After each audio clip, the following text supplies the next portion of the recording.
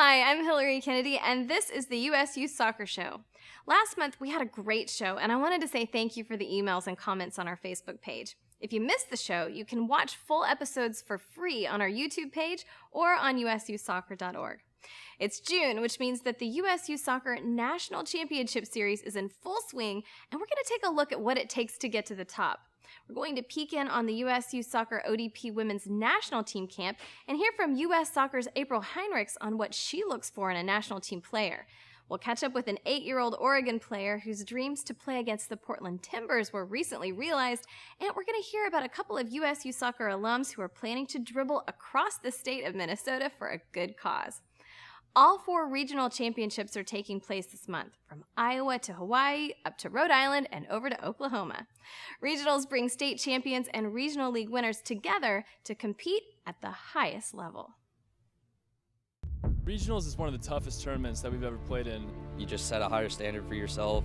I mean, stupid mistakes are not acceptable for us, so we just try to stay at the top of our game always and play the best we can. At the next level, you're going to see faster, bigger, stronger kids, and this is where that competition's at. You know, playing against all these top-level teams is going to make these girls better, and it's going to challenge them more, and it's going to push them further. Every game is a battle. It's all state cup champion, so that takes you to the next level. You play with the best, you become the best. It's a matter of coming out and proving themselves again and again, and I feel that these guys are ready to do that. They know what they need to do. We have great confidence that this year could be the year for us.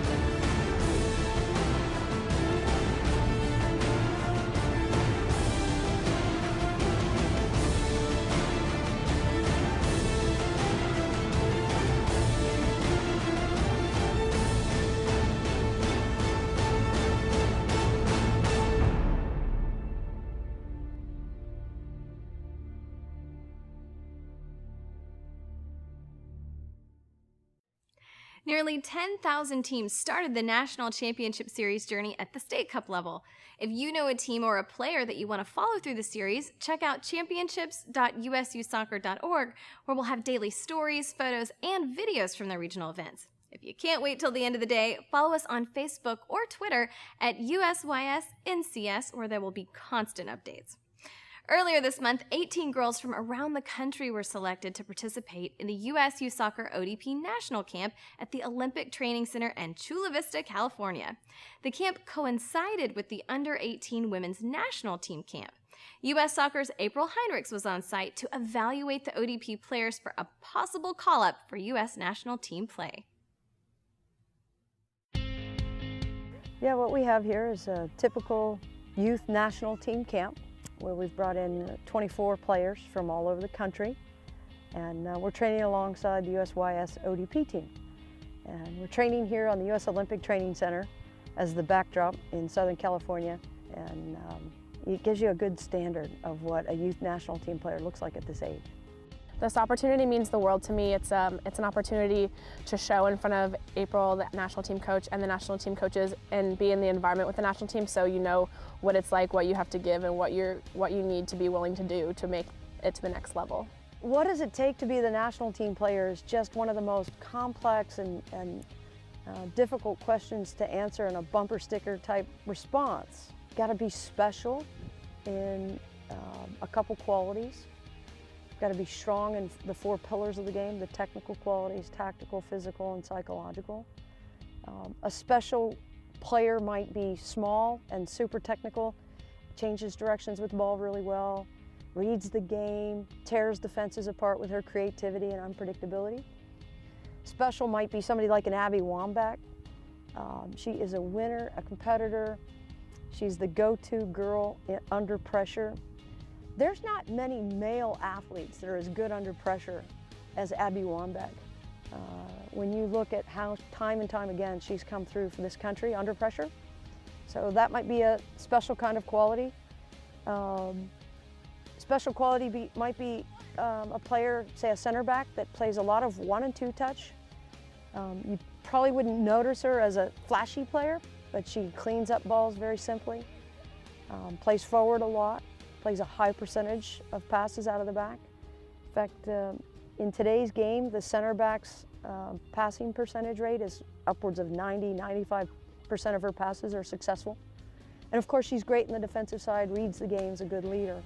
To represent my country on the national team level would be a dream come true. It's everything I've ever wanted, and it would just be a reward of all the hard work and time and dedication that we put into soccer. In our game, there is still room for the tall, strong player, the short but quick, fast, and agile player, the small, technical player that's creative, and the workhorse that's just prepared to have a big engine and get up and down the field because it's 120 by 70 yards wide. It's a lot of ground to cover. So we try to look for players that are special and not too many of the same, and make room and be open for all types of players. It would mean so much for me to get called up to the national team because it's all I've ever wanted. I've started from day one. I've wanted, hey, I'm gonna get there. I'm gonna be playing in the Olympics, and it would mean the world. It's everything I've ever wanted, and all my dreams come true. Being called up for the national team is a true honor, but everybody has to start somewhere. We got a chance to sit down with 4 of the biggest names in soccer to hear how it all began for them.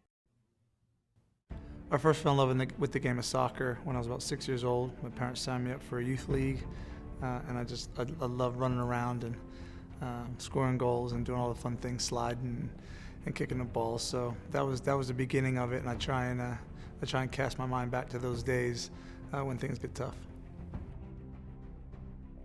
My favorite memory from youth soccer would have to be club soccer growing up. I was fortunate enough to play from I think U10s, U9s to U18s with the same core of like 12 individuals. And to this day, they're some of my best friends in the world. To this day, I still keep in touch with my youth coach. I consider him one of my closest friends, and I feel I learned a lot. And it was a relationship I made that really made it worthwhile. I think sports, especially soccer, prepares you, for life really, because you have the ups and downs, and you have to be able to battle through the good and the bad times, because when things are good, you might get, on too much of a high, and when things are bad, you get too low. So it keeps you grounded and keeps you focused, and it lets you know that it's like a roller coaster, that it's gonna have its ups and downs, but just staying level-headed and keep working hard, and things will work out. Well, my lifelong dream was to play in a World Cup. I would guess that if you ask most of us that have played in a World Cup what the best experience on the field has been, that would probably be it. My favorite was probably my first World Cup game in South Korea, and walking down the tunnel before we played Portugal, and just realizing in that moment, seeing my whole youth soccer days flash before my eyes, and realizing how much I'd put in to get there and how lucky I was to be there, and sort of take it all in and enjoy it, and it was awesome. The feeling that you get when you pull that shirt on, you hear the national anthem in a World Cup game, fills you with pride.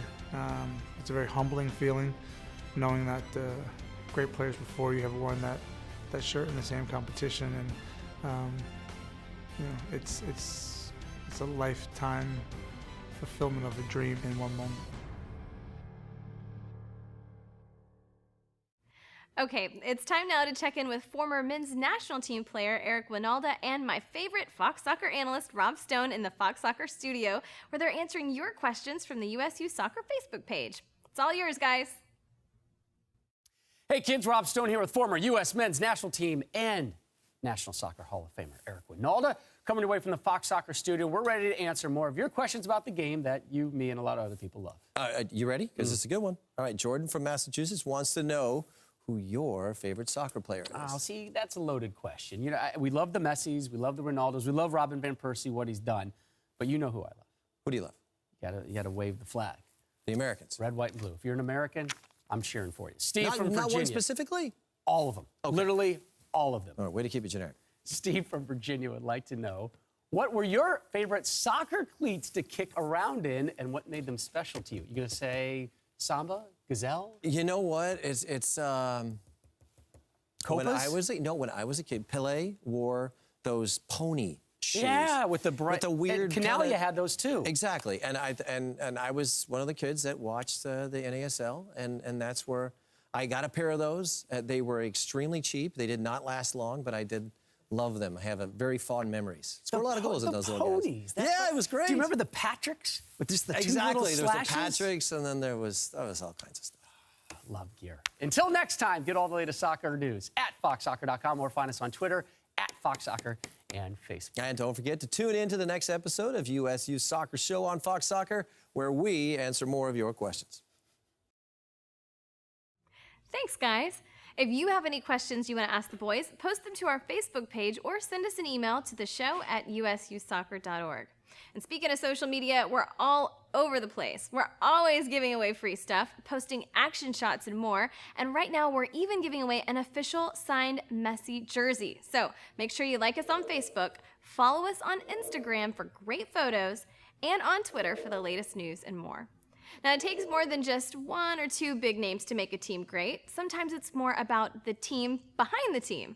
The makers of Zyrtec are celebrating sideline supporters and team players and want to hear your stories in exchange for a chance to score weekly Walmart gift cards. And what's more exciting, USU Soccer has teamed up with the Zyrtec brand to help identify a USU Soccer club to receive a $10,000 donation. All you have to do is visit facebook.com/Zyrtec and enter the team behind the team sweepstakes between now and June 30th. So hurry up and enter weekly for more chances to win. Visit the Zyrtec Facebook page and see official rules for details.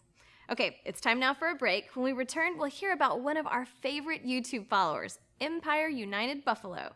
See how the Portland Timbers went out of their way to make a little boy's dream come true, and get a quick training tip from former EPL player Warren Barton. All this and more when we return to the USU Soccer Show.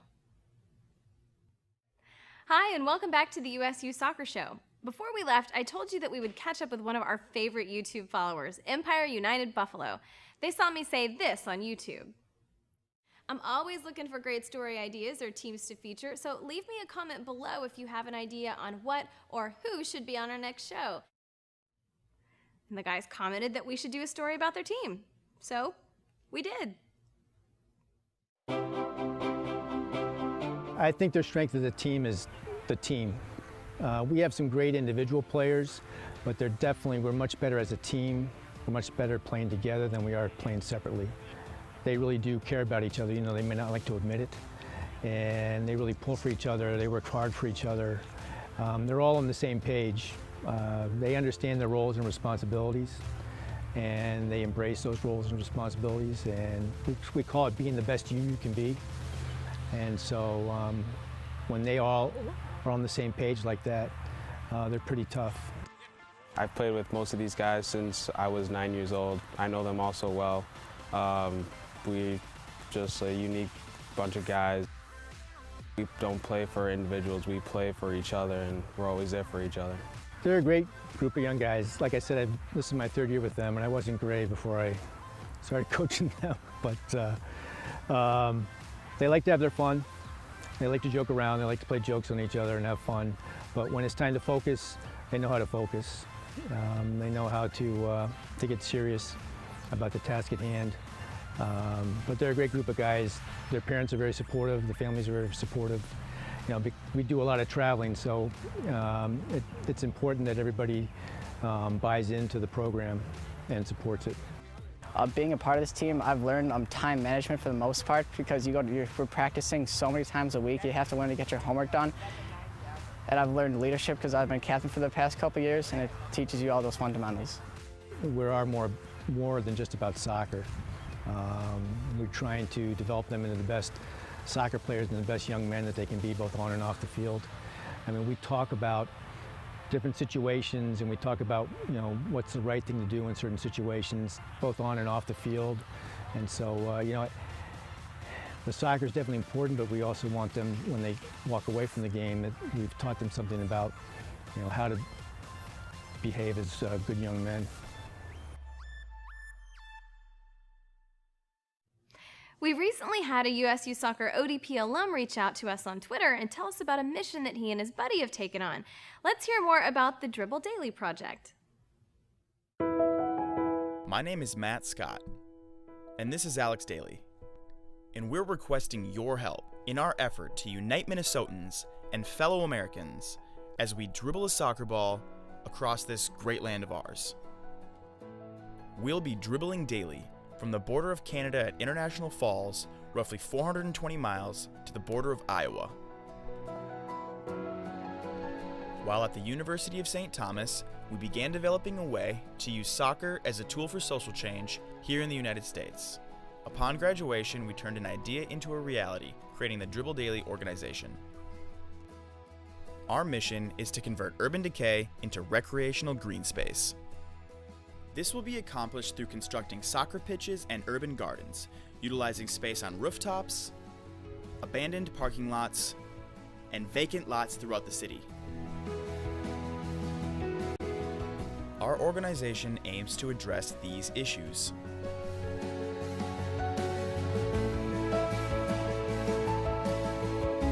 In the year since graduation, we visited many countries around the world and met thousands of people from all walks of life.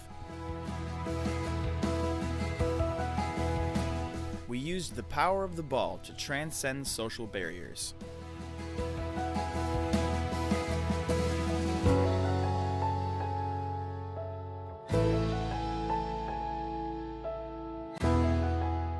The footage we shared of the ability the ball had to break down barriers inspired people back home to help us create the first Dribble Daily project at a Tibetan boarding school in Pokhara, Nepal. We believe soccer pitches can act as that common ground to unite our diverse communities. One thing we can say from our experiences is that once you overcome those common social barriers you have with a stranger, you can pretty much make friends with anyone.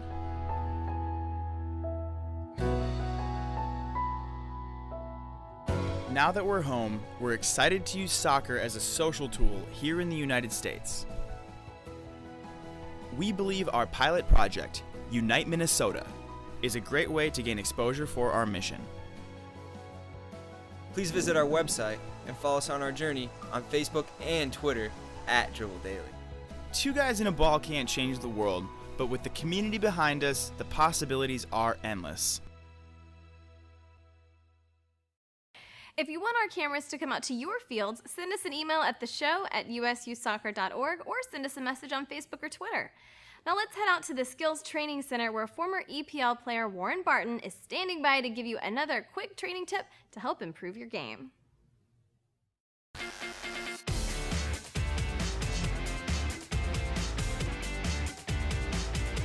We've been speaking about control, obviously the first touch, body angle, but now it's addressing the ball. The decision, once you've had your first touch, is vital. Once that touch is in your body, on your right side, the decision as a player, do you dribble with the ball?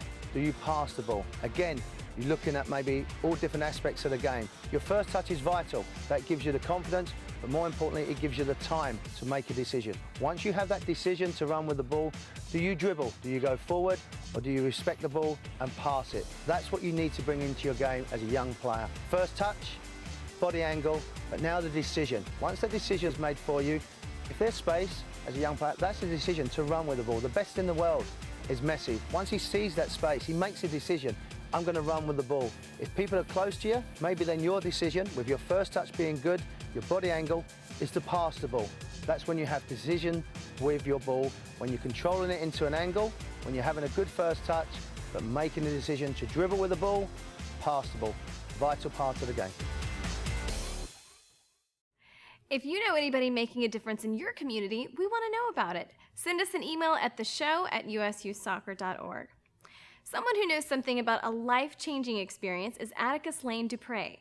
Atticus is an 8-year-old boy who loves soccer, and he's also a survivor of a rare form of kidney cancer.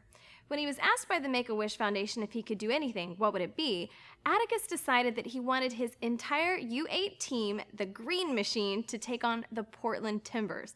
Not only was his wish granted, but the Timbers and their fans went 2 steps further, giving a full game day experience to the entire Green Machine team.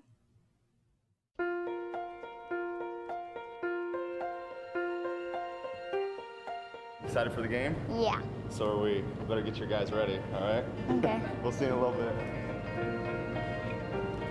You Atticus? Yep. How are you? Coach Porter. Nice to meet you. Thanks for spending the day with us here at Portland Timbers. Can't wait. You know, I'm going to coach your team. Yep. We're going to win. Mm-hmm. It's the first time I'm going to root against the Timbers. All right, guys, we got a special guest here. And, he had a wish to have his team play against the Portland Timbers at Juglin Field. And we're going to make that wish come true for you today, Atticus. What do you think of that, buddy? Awesome. Who's your favorite player? Ryan Johnson. Why don't you take that and you can get Ryan to sign it for you later today. Where do you want to play? Forward. Striker? Good. Score some goals? Are you hoping to get a log slice? Mm-hmm. So when you score, maybe we'll get you a log slice. You got to score, though.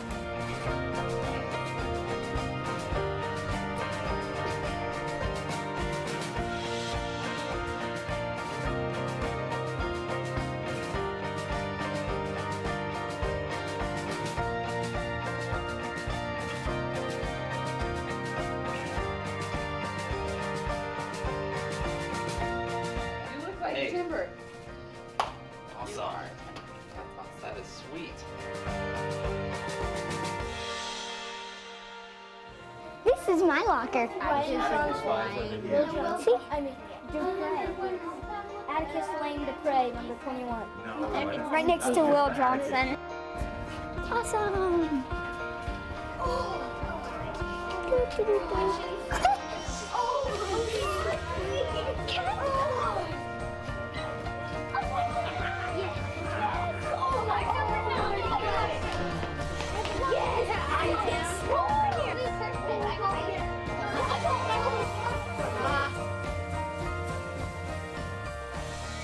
I just think that this is an amazing experience and speaks highly of the Timbers for supporting it so enthusiastically. And it's not like they just sent out, like, you know, I mean, clearly the A team was out here, Darlington Nagby, Will Johnson, Fruddy. It was just, it's unbelievable. And I think it really speaks highly of what kind of a place Portland is, that, you know, thousands of people would come out to show up and support a kids' game against the Timbers. Well, I think it helps the kids who are struggling with cancer to take a moment to not think about that and have something to enjoy and to remember, as well as I think for the community to be able to support things like Make-A-Wish and to support families who are going through really tough times.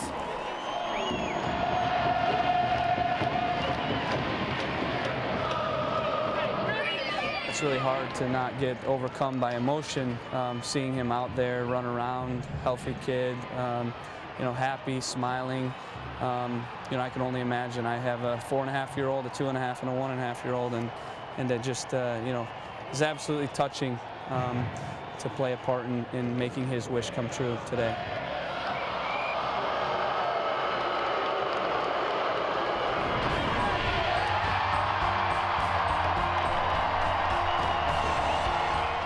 Which goal did you like the best? You scored more than one.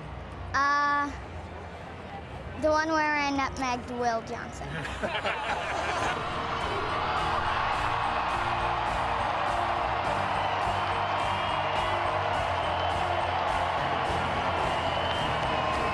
They're going to be heroes tomorrow at school. It's going to be awesome. Yeah.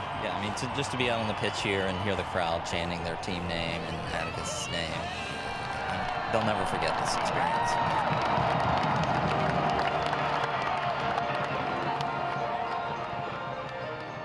I think he's in shock today, but I think this is, I mean, every kid on that team's dream just came true. Well, that's our show for this month. Keep the ideas rolling, and thanks again for watching. If you have a story you want to see on the show, send us an email at theshow@ususoccer.org. To watch this and previous shows for free, be sure to check out our YouTube page at youtube.com/USUsoccer. I'm Hillary Kennedy, and until next time, get out and get in the game.